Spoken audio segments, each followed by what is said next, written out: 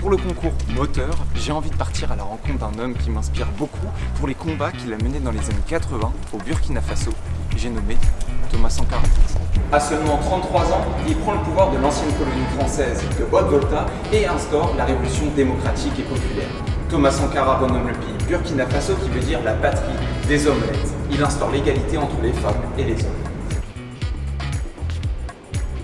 En 4 ans, son gouvernement rend le Burkina Faso autosuffisant en nourriture et élimine la faim du pays.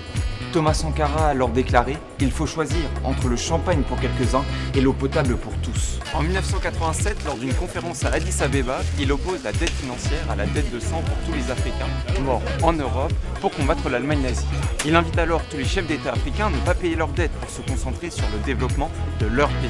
Il devient un modèle pour les pays africains et une figure majeure du continent.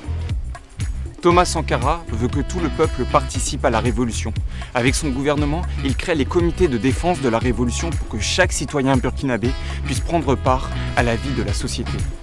Malheureusement, après 4 ans au pouvoir, il est assassiné sur les ordres de son meilleur ami, Blaise Compaoré.